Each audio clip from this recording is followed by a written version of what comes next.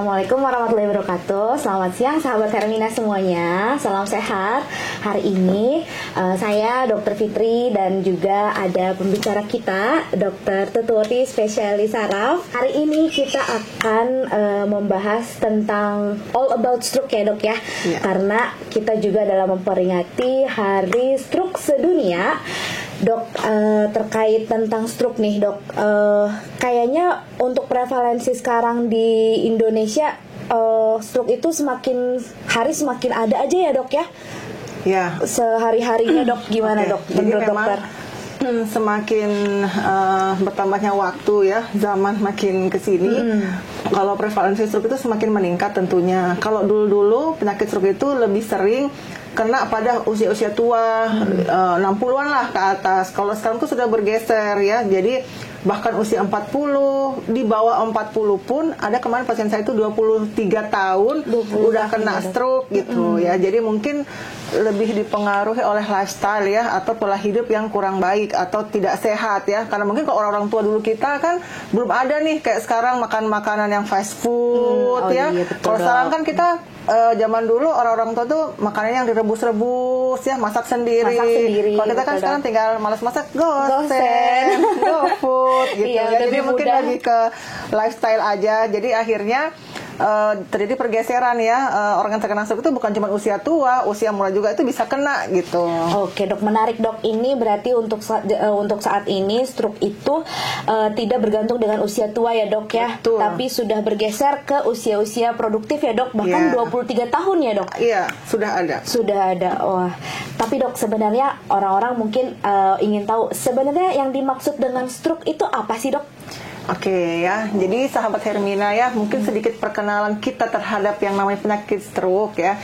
Jadi stroke itu adalah penyakit neurologi ya, atau gangguan fungsi otak yang sifatnya vokal ataupun global. Artinya vokal itu bisa ada keluhan satu sisi ya. Kalau global itu bisa terjadi kayak penurunan kesadaran ya, yang kejadiannya selalu tiba-tiba atau mendadak lebih dari 24 jam, yang hanya disebabkan oleh gangguan vaskuler.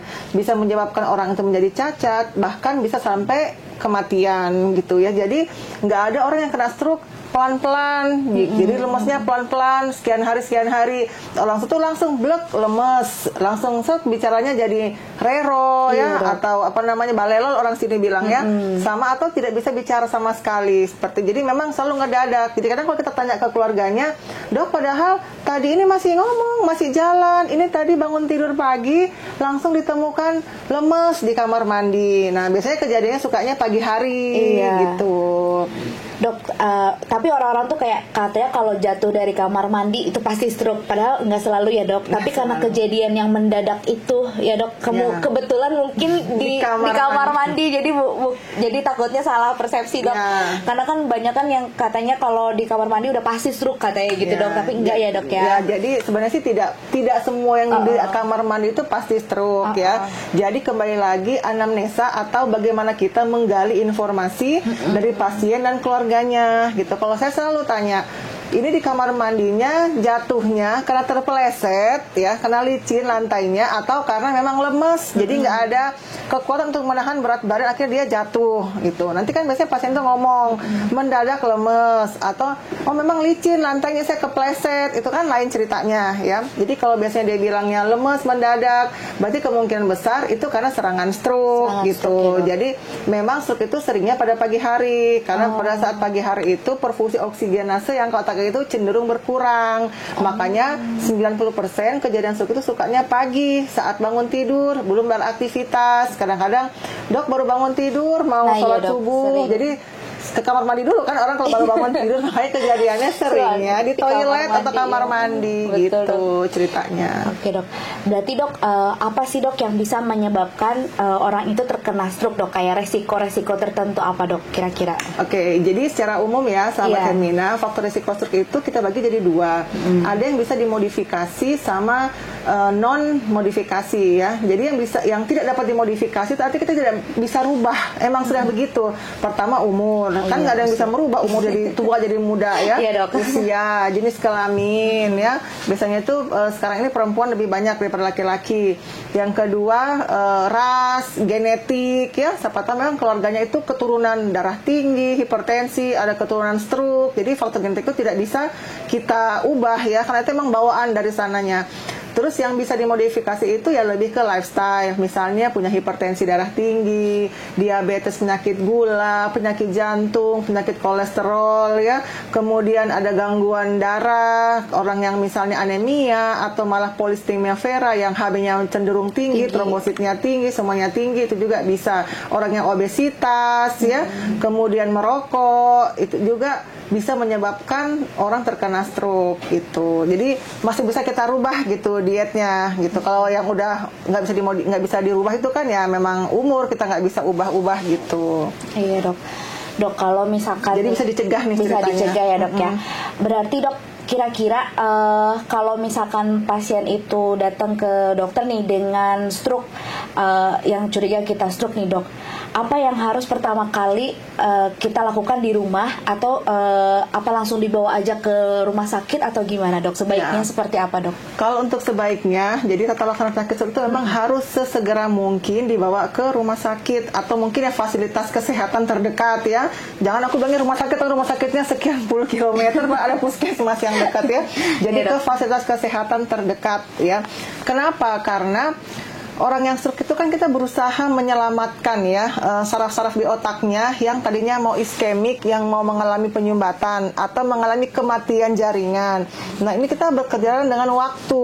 Kalau kita biarin dulu di rumah, nanti besok aja dibawa, tunggu dulu dilihat baik enggaknya, ya itu salah gitu. Jadi kita harus sesegera mungkin bawa ke fasilitas kesehatan terdekat untuk mendapatkan pengobatan gitu ya. Jadi kalau kejadian stroke-nya itu masih kurang 3-6 jam, kita bisa melakukan tindakan yang namanya trombolisis intravena ya. Jadi kalau kita curiga ini mengarah ke penyumbatan, kita sudah ronsen, radiologi, CT scan kepala memang bersih, tidak ada pendarahan, maka itu kita boleh memasukkan tadi itu tindakan trombolisis istilahnya. Jadi fungsinya itu untuk memecahkan ya gumpalan-gumpalan darah yang menyumbat di pembuluh darah, melisiskan. Diharapkan kalau udah lisis ya, aliran darah itu kembali menjadi lancar, kekuatan motorik pasien atau klinis pasien yang tadinya ada kelemahan sebelah badan atau ada mulutnya mencong, bicaranya jadi rero, itu bisa mengalami perbaikan dengan cepat seperti itu. Jadi kita mengembalikan menyelamatkannya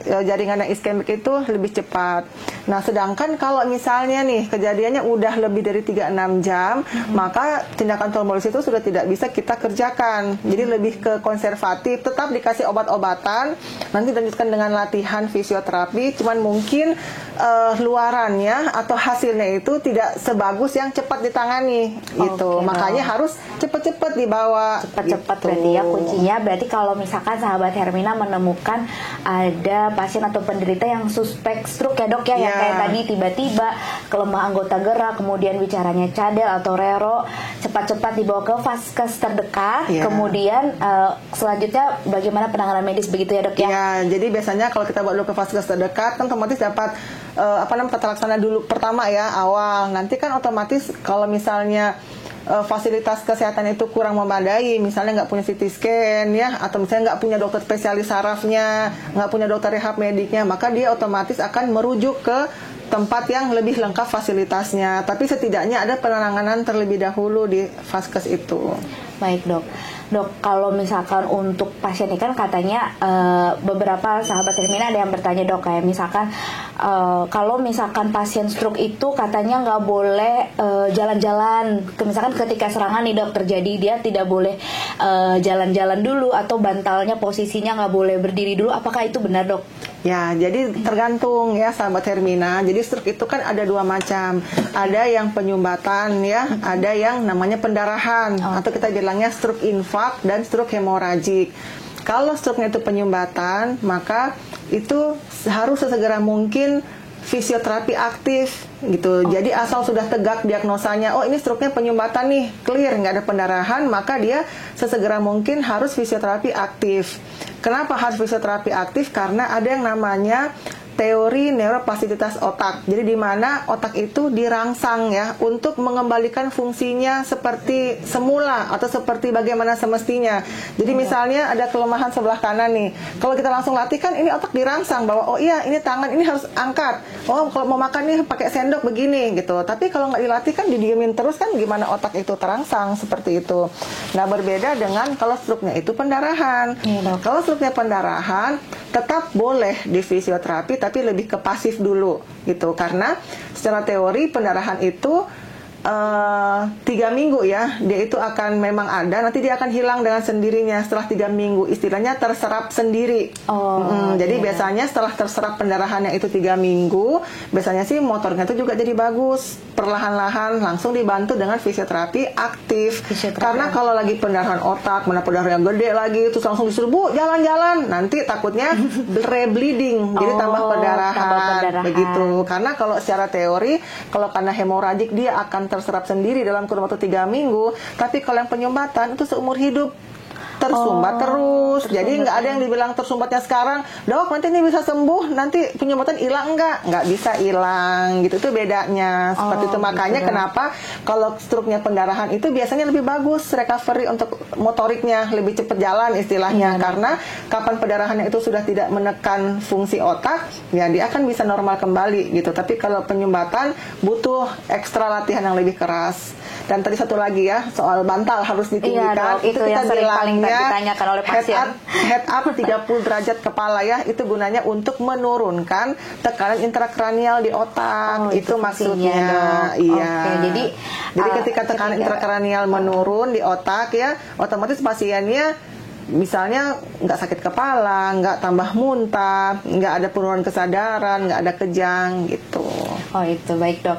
Jadi sahabat Hermina udah tahu ya kenapa dan bagaimana cara penanganan pasien stroke. Selanjutnya nih dok, kalau misalkan pasien stroke itu dok, misalkan kan tadi kayak fisioterapi itu dok, itu tuh apakah harus setiap hari dok atau sampai ada nggak sih dok kayak misalkan batas waktu fisioterapi itu misalkan berapa tahun atau gimana dok? Ya kalau untuk batasan fisioterapi sih sebenarnya nggak ada batasan ya. Jadi semakin sering otomatis kan semakin bagus ya, diusahakan setiap hari gitu ya. Cuman kan kalau mungkin kita ini berobat ke rumah sakit setiap hari terkendala banyak hal ya, mungkin sisanya bisa dikerjakan di rumah. Misalnya seminggu 3 kali di rumah sakit, sisa 3 harinya di rumah. Kan nanti saat fisioterapi kita diajarin ya apa-apa saja yang harus dikerjakan, itu nanti dicontoh. Cuman bedanya kan kalau di rumah sakit mungkin ada alat, misalnya ada lampu sinar-sinar yang dihangatkan dan lain sebagainya, atau yang untuk massage-nya itu juga memang harus dikerjakan di rumah sakit. Tapi kalau selebihnya kalau cuma untuk jalan, latihan ringan bisa di rumah gitu. Dan mau tanya sampai kapan ya, sampai kita benar-benar merasa ini sudah cukup dengan kekuatan motorik ini segini gitu. Yang ditakutkan dari orang stroke itu kan sebenarnya adalah sequelnya atau gejala sisa. Jadi orang stroke itu suka jadi pasti keras, makanya sering begini tangannya gitu. Otomatis dia akan begini. Jadi ini yang dihindari supaya dia jangan begini fisioterapi itu, supaya dia tetap ergonomis ya. Jadi tetap lurus begini seperti normalnya gitu. Itu gunanya mencegah spastisitas dari otot-otot. Oke. Dok, kalau misalkan tadi kan dokter bilang ada 2 stroke ya dok ya. Pertama stroke infak atau penyumbatan, kemudian ada stroke perdarahan atau hemoragik. Dok, kalau misalkan di antara 2 ini dok, komplikasinya apakah sama atau berbeda dok dari sakit stroke ini? Ya, kalau ditanya komplikasi bisa sama, bisa beda. Tergantung dari pertama lokasi penyumbatannya atau lokasi pendarahannya. Yang kedua luasnya penyumbatan sama luasnya volume perdarahan gitu. Jadi kalaupun kan orang bilang kalau pendarahan otak itu pasti meninggal lebih jelek, nggak juga gitu ya. Jadi kalau biar dia itu stroke-nya penyumbatan, tapi kalau penyumbatannya gede bisa aja dia mengalami penurunan kesadaran dan meninggal. Tapi ada orang yang kena stroke pendarahan tapi pendarahannya cuma kecil, lokasinya juga cuma di pinggir, dia biasa aja gitu. Kadang-kadang motoriknya itu bagus, cuman bicaranya rero aja tuh sakit kepala yang mungkin tipenya ringan gitu ya. Jadi tergantung dari itu. Jadi kalau semakin luas perdarahan, terus kenanya misalnya di batang otak, di pons ya, yang mengatur pusat pernapasan, biasanya prognosisnya itu jelek gitu ya. Itu pun dengan penyumbatan. Penyumbatan juga kalau dia besar, kenanya di batang otak, cerebellum, pons, itu juga yang mengatur pusat pernafasan, bisa juga jelek gitu. Jadi tergantung tadi volumenya, luasnya, lokasinya. Mungkin usia juga bisa mempengaruhi. Usia juga mempengaruhi ya, Dok. Otomatis semakin tua orang ya semakin susah ya untuk recovery-nya ketimbang yang masih muda. Oke. Dok, kalau misalkan nih kan tadi kita udah bahas tentang penyakit stroke-nya, bagaimana komplikasi dan jenisnya. Kalau misalkan untuk sahabat-sahabat Hermina yang ingin menghindari stroke, Dok, kira-kira dokter ada saran nggak, Dok? Saran medis terhadap kita banyak, semua? Kalau sarannya ya. Iya, Dok. Oke, jadi sahabat-sahabat Hermina ya. Jadi stroke itu merupakan penyakit yang bisa dicegah, dikendalikan gitu ya. Yang pertama apa ya? Otomatis kita harus menciptakan pola hidup sehat. Ya, pertama misalnya kalau misalnya kita ini masih sehat ya, nggak ada darah tinggi, nggak ada sakit gula dan lain sebagainya, kita jaga. Pertama, tidur cukup, istirahat cukup ya, 7-8 jam. Kemudian yang kedua, rajin olahraga ya, usahakan rutin gitu. Kemudian yang ketiga, banyak minum air putih. Kemudian yang keempat, misalnya makannya dijaga gitu. Jangan setiap hari gorengan, bala-bala setiap hari gitu ya. Dok, atau mungkin padang terus yang banyak santan-santannya gitu. Atau malas masak, udahlah pesan Grab food gitu ya. Pesan semuanya junk food gitu ya, fast food itu. Lalu menjaga ke situ aja, mengontrol. Dalam artian bukan kita harus diet yang saya makan nasinya segini, proteinnya segini sih, nggak juga harus seperti itu gitu ya. Tapi bagaimana caranya kita tuh tidak melebihi batasannya gitu. Jangan berlebihan, kan dalam agama juga diajarkan tidak boleh berlebihan, itu pun dalam makan gitu. Kalau misalnya orangnya sudah punya faktor resiko nih, udah punya darah tinggi duluan, hipertensi, DM, nah dia harus kontrol tekanan darahnya, misalnya mengkonsumsi obat-obat untuk menurunkan hipertensinya, menurunkan menstabilkan kadar gulanya, menurunkan kadar lemak lipidnya, yang harus diminum rutin. Kalau dia punya darah tinggi, jantung, DM, itu seumur hidup harus diminum obat-obatannya. Jadi bukan kalau naik, Dok, baru saya minum obatnya, kalau udah turun diberhenti, itu salah gitu. Makanya orang-orang itu banyak yang kena stroke begitu karena dia tidak mengontrol si faktor resikonya itu. Jadi obatnya diminum kadang-kadang. Kalau dia lagi pusing, Dok, berarti tensi saya ini naik gitu. Padahal itu kan belum tentu seperti itu. Jadi lebih ke lifestyle sih menurut saya. Iya, Dok. Dok, ada saran nggak, Dok, untuk misalkan pasien stroke sequel, Dok, misalkan, dan juga pasien yang memang punya faktor risiko, apakah kontrolnya itu gimana, Dok? Apakah ada pemeriksaan kesehatan berkala atau seperti apa, Dok, sebaiknya? Oh ya, sebenarnya sih kalau untuk pemeriksaan berkala sebaiknya sih memang dilakukan gitu ya. Kalau misalnya secara umum kondisinya stabil, itu juga bisa dikerjakan di puskesmas. Tidak harus diperiksa sama dokter saraf ya. Ya, jadi mungkin kalau untuk penanganan awal dari dia kena stroke pertama sampai dirawat dan harus kontrol rawat jalan itu memang bisa di dokter saraf dulu kan. Iya, Dok. Nanti setelah itu misalnya udah sekian bulan, sekian tahun, dan kita juga sebagai dokter saraf menilai bahwa kondisi ini sudah cukup stabil gitu, maka selanjutnya kalau pasiennya itu rumahnya dekat dengan vaskes 1, mau berobat di puskesmas atau vaskes terdekatnya, itu boleh-boleh saja seperti itu. Yang penting dia terkontrol. Nah, cuman di sini mungkin harus dipertegas bahwa orang stroke itu kan nggak ada yang sembuh 100% gitu ya. Jadi kadang-kadang kan pasien tuh kalau kontrol, Dok, masih begini aja, masih lemes aja, masih rero aja gitu. Padahal pasiennya udah jalan gitu. Cuman memang mungkin tidak sesempurna sebelum kena stroke gitu ya. Jadi ini juga penting ya buat sahabat Hermina ya, siapa tahu ada temannya, tetangga, keluarga yang kena stroke, bahwa orang stroke itu jarang ya yang 100% sembuh sama seperti sebelum kena stroke. Pasti ada yang namanya sequelae atau gejala sisa. Gejala sisanya itu apa? Ya tadi kadang-kadang masih berat, Dok, bicaranya masih agak rero, tapi mungkin kalau dia bicaranya pelan-pelan kita masih jelas mendengarnya ya. Atau misalnya kesemutannya masih, Dok, baal yang sisi sebelahnya, atau kadang-kadang suka pusing, keliangan kayak mau jatuh, atau kalau jalan sempoyongan. Nah, suka seperti itu biasanya. Cuman stabil di sini adalah setidaknya orang pasien pasca stroke itu bisa mengerjakan aktivitas sehari-harinya sendiri tanpa bantuan orang lain. Itu goalnya sebenarnya. Goalsnya dari terapi stroke ya dok ya. Karena kan dia mengalami keterbatasan, otomatis kan mesti ada keluarga yang nemenin atau menyewa perawat, caregiver untuk membantu si pasien ini. Tapi kalau dia bisa mandiri itu kan lebih baik lagi. Berarti kita juga harus punya memotivasi pasien-pasien stroke ya dok untuk pengobatan berkala, kemudian untuk semangatnya untuk fisioterapi juga ya dok ya, dan juga untuk hidup mandiri seperti itu ya dok ya, yang merupakan goals dari stroke sendiri ya dok. Kalau saya sih selalu berpesan ke pasien yang pasca stroke itu obat stroke nomor 1 itu semangat gitu, karena ya obat yang diminum itu mungkin nomor 2 gitu, tapi kalau pasiennya semangat itu biasanya lebih cepat penyembuhannya. Karena saya sering membandingkan pasien saya yang motoriknya itu 0, nggak bisa gerak sama sekali, tapi dia semangatnya luar biasa, semangat mau tiap hari latihan. Sekarang alhamdulillah bisa jalan, walaupun nggak normal seperti sebelumnya ya, setidaknya motoriknya tuh 4-4, bisa jalan sendiri. Kalau kecuali jalan yang jauh dia masih pakai tongkat, tapi kalau cuma sehari-hari di rumah dia bisa lepas tongkat seperti itu.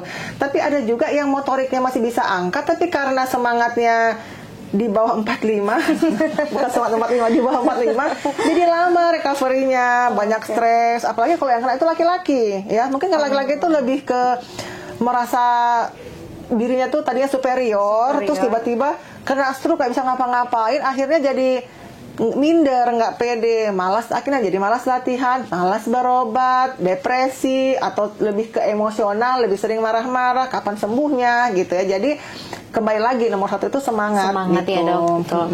Oke dok, kita udah di penghujung acara nih dok, dan kita juga Hermina kita mengadakan acara seminar juga dok, mengadakan acara penyuluhan, kemudian kita juga mengadakan pemeriksaan kesehatan nih dok, dalam rangka memperingati Hari Stroke Sedunia yang tanggal 29 Oktober ya dok.